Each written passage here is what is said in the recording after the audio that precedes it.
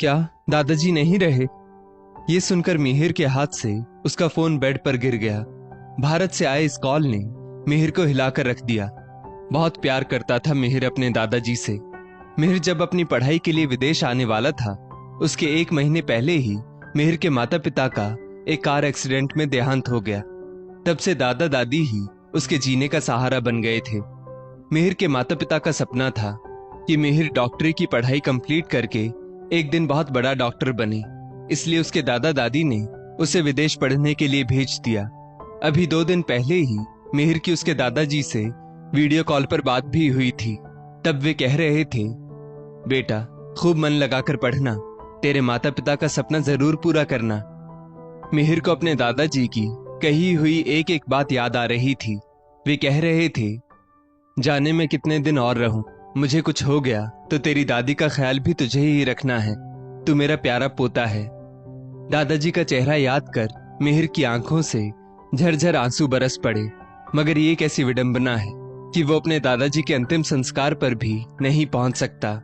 अभी उसकी पढ़ाई में 1 साल और बाकी था, इसलिए उसे बीच में भारत जाने की परमिशन नहीं मिल सकती थी।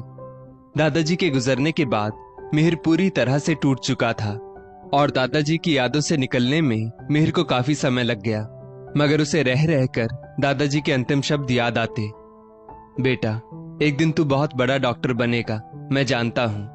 और यही शब्द उसे पढ़ने के लिए प्रेरित करते और मिहिर वापस अपनी पढ़ाई पर फोकस करने लगा। आखिर आज मिहिर की MBBS की पढ़ाई पूरी हो चुकी थी और पूरे 6 साल बाद वो भारत जाने वाला था। सबसे ज्यादा चाह उसे अपनी दादी से मिलने की थी। फ्लाइट में बैठे बैठे मिहिर अपनी दादी के बारे में सोचने लगा। जब दादी मुझे यूं अचानक इंडिया आया देखेंगी तो नाच पड़ेंगी, और जब दादी को पता चलेगा कि मैं बहुत बड़ा डॉक्टर बन गया हूं तो मोहल्ले भर में पेड़े बांटेंगी दादी। मिहिर का सफर का वक्त यादों में ही बीत गया और कब भारत आ गया उसे पता ही ना चला। घर पहुंचते ही मिहिर ने जैसे ही डोरबेल बजाई, उसके भतीजे सोनू ने दरवाजा खोला। सोनू चाचू चाचू कहकर मिहिर से लिपट गया। सोनू की आवाज सुन मिहिर की भाभी कामिनी रसोई से चिल्लाते हुए आई, क्या हुआ सोनू, क्यों हल्ला मचा रहा है? जैसे ही कामिनी ने अपने देवर मिहिर को सामने देखा, उसके चेहरे की हवाइयां उड़ गई और वो बोली, देवर जी आप यूं अचानक, ना कोई फोन ना आने की खबर। पहले बताया होता तो तुम्हारे भैया को एयरपोर्ट लेने भेज देती, और तुम तो थोड़े दिन वहीं रहकर ट्रेनिंग करने वाले थे ना। मिहिर हंसकर बोला, अरे भाभी सांस तो ले लीजिए, एक साथ इतने सारे सवाल। मिहिर घर के अंदर आकर बोला, भाभी अपनों के बिना की गई तरक्की भी कोई तरक्की है क्या? मेरा तो आप सबके साथ रहने का मन था, इसलिए मैंने इंडिया में जॉब के लिए अप्लाई किया और मेरा सिलेक्शन भी हो गया। अब आपका ये देवर यहीं रहकर लोगों की सेवा करेगा। ये सब सुनकर कामिनी को झटका लगा, जैसे काटो तो खून नहीं। मिहिर बोला, दरअसल भाभी मैं दादी माँ को सरप्राइज देना चाहता था, अगर आप सबको बता देता तो दादी माँ को भी पता चल जाता। और मिहिर दादी माँ के कमरे की तरफ धीरे धीरे पांव रखते हुए पहुंचा। मगर जैसे ही मिहिर ने दरवाजा खोला और बोला, दादी, दादी माँ कमरे में नहीं थी। मिहिर ने दादी दादी कहते हुए पूरा घर छान मारा, मगर उसे उसकी दादी माँ कहीं दिखाई नहीं दी। कामिनी रसोई में मिहिर के लिए चाय बना रही थी। मिहिर रसोई में जाकर बोला, भाभी दादी माँ कहीं गई हुई हैं क्या? घर में कहीं दिखाई नहीं दे रही। उतने में पीछे से सोनू आकर बोला, चाचू दादी माँ अब हमारे साथ नहीं रहती। ये सुनकर मिहिर थोड़ा भड़कते हुए बोला, भाभी ये क्या कह रहा है सोनू? कामिनी बोली, देवर जी बच्चे तो कुछ भी बोलते हैं। और फिर वो सोनू को आंख दिखाकर बोली, तू जा बाहर, कुछ भी बोलता है। देवर जी आपको फोन पर बताया तो था कि दादी माँ अपनी सहेलियों के साथ 4 धाम की यात्रा पर गई है। मिहिर बोला, इस बात को तो 2 महीने हो चुके हैं भाभी, अब तक तो दादी माँ को यात्रा से वापस आ जाना चाहिए था, और मैंने जितनी बार भी दादी का नंबर लगाया उनका नंबर स्विच ऑफ आ रहा है, पता नहीं दादी माँ कैसी होंगी वहां। कामिनी बोली, देवर जी वहां पहाड़ों में नेटवर्क की बहुत दिक्कत होती है, फोन लगता ही नहीं। अभी 2 दिन पहले ही उनका फोन आया था, कह रही थी अभी उनको आने में 1 महीना और लग जाएगा, और वे बिल्कुल ठीक है वहां। ये लीजिए आप चाय पीजिए। मिहिर चाय लेकर अपने माँ बाबूजी के कमरे में चला गया। वहां दीवार पर लगी दोनों की तस्वीर देखकर बोला, देखिए माँ पापा, आज मैं डॉक्टर बन गया। आज आप दोनों का सपना पूरा हो गया। और उसे वो दिन याद आ गया जब विदेश पढ़ने जाने के लिए उसका पासपोर्ट बनकर आ गया था। माता पिता को एक तरफ बेटे के डॉक्टर बनने का सपना पूरा होने की खुशी थी और दूसरी तरफ बेटे से बिछड़ने का गम। मगर मिहिर कहाँ जानता था कि उसके विदेश जाने से पहले ही उसके माता पिता उससे हमेशा हमेशा के लिए बिछड़ जाएंगे। मगर दादा दादी ने मिहिर के माता पिता का ये सपना पूरा किया और मिहिर को विदेश पढ़ने भेजा। दादी माँ का मिहिर के विदेश जाने की खबर सुनकर रो रो कर बुरा हाल हो चुका था, क्योंकि मिहिर बचपन से ही दादी संग खूब रहा था और उसका अपनी दादी से बहुत लगाव था। मिहिर दादी का लाडला पोता था। दादी माँ के हाथ से ही खाना खाना, उनके साथ पार्क जाना, रात को उनके पास लेटकर कहानियां सुनना। इसलिए दादी माँ मिहिर के जाने से बहुत दुखी थी। मिहिर का एक बड़ा भाई है राजू और उसी की पत्नी है कामिनी। दादाजी की कपड़े की दुकान अब राजू चलाता है। मिहिर अपने माता पिता की तस्वीर एकटक निहारे जा रहा था कि तभी कामिनी बोली, देवर जी, खाना भी बन गया है, आप चाहें तो अभी खा ले या थोड़ी देर में आपके भैया भी आ जाएंगे। मिहिर बोला, भाभी, भैया को आ जाने दीजिए, साथ में ही खा लेंगे। थोड़ी ही देर में मिहिर का बड़ा भाई राजू दुकान से आ गया और मिहिर को देखकर चौंक पड़ा। फिर वो खुशी जताते हुए बोला, भाई तू अचानक, तुझे देखकर बहुत खुशी हुई। फिर दोनों भाइयों ने बैठकर ढेर सारी बातें की, मगर दादी का टॉपिक निकलने पर भाई भाभी बात को घुमा देते और दूसरी आनन फानन बातें करने लगते। मिहिर को भाई भाभी का ये व्यवहार कुछ अलग सा लगा। दूसरे दिन मिहिर दिल्ली के अस्पताल पहुंचा जहां उसकी ड्यूटी लगी थी। सभी अस्पताल के सहकर्मियों ने मिहिर का स्वागत किया और अस्पताल के कर्मचारियों ने हाथ जोड़कर उसका अभिनंदन किया। मिहिर अस्पताल में राउंड पर निकला और सारे मरीजों का चेकअप करने लगा। मरीजों के दुख दूर करके मिहिर को एक अजीब सी खुशी महसूस हो रही थी, मानो मिहिर आज डॉक्टर अर्थ के मायने समझ चुका था और डॉक्टर को भगवान का रूप क्यों कहा जाता है ये भी समझ चुका था।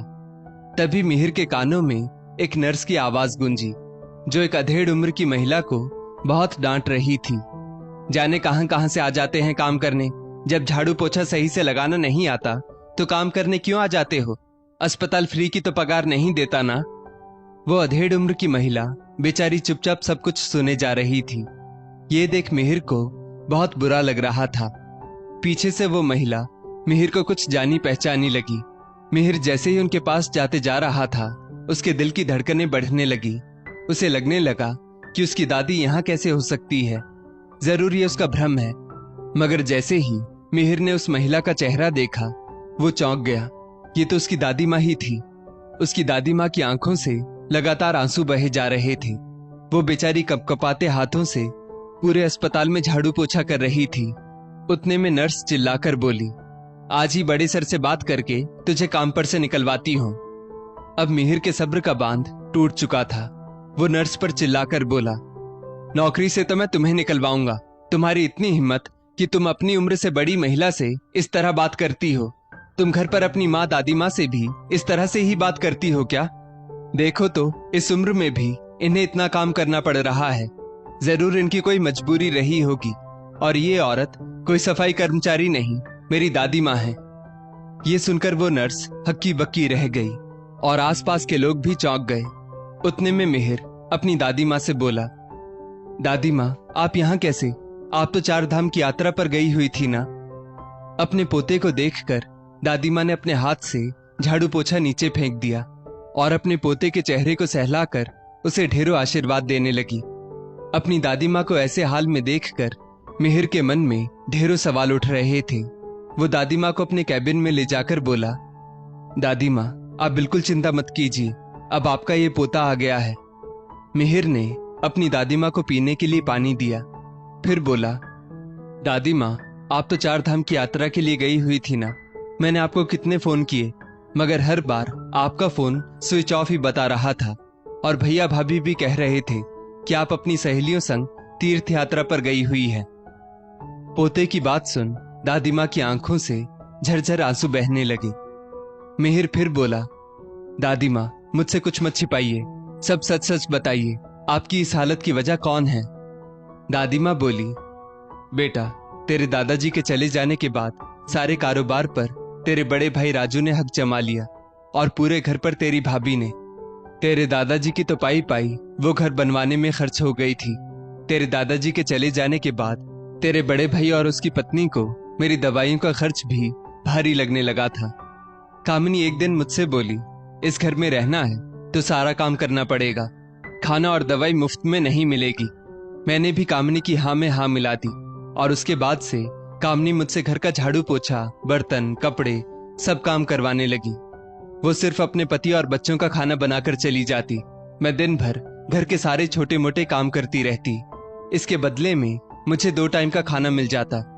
पहले शुरुआती दिनों में मुझे 2 समय का खाना मिल जाता था, मगर उसके बाद मुझे हाथ जोड़ जोड़ कर बहू से खाना मांगना पड़ता। तब कहीं जाकर वो रात का सूखा बासी बचा हुआ खाना मुझे दे देती। एक दिन मुझसे सूखी रोटी खाई नहीं जा रही थी तो मैंने रसोई में जाकर अपने लिए खिचड़ी बना ली। उस पर तेरी भाभी कामिनी ने इतना बड़ा हंगामा मचा दिया कि तेरा भाई राजू भी मुझ पर ही डांट फटकार करने लगा। दोनों ने मिलकर मुझे एक कमरे में बंद कर दिया और बोले, वैसे भी तुम्हारी इस घर को कोई जरूरत नहीं, अगर तुम अंदर रहकर मर भी जाओ तो हमें कोई फर्क नहीं पड़ेगा। दादी माँ ये बोलकर जोर जोर से रोने लगी। मिहिर बोला, दादी माँ, और क्या क्या किया भैया भाभी ने आपके साथ, मुझे आज सब खुलकर बताइए। दादी माँ बोली, मुझ पर जो गुजरी है बेटा मैं ही जानती हूँ। कमरे में बंद रहकर अब मुझे सूखा बासी खाना भी नसीब नहीं होता था। कभी कभी मुझे सिर्फ पानी पीकर पूरा दिन निकालना पड़ता था। एक दिन तुम्हारे भतीजे सोनू ने कमरे की कुंडी खोल दी और मुझे कमरे से बाहर निकाल दिया।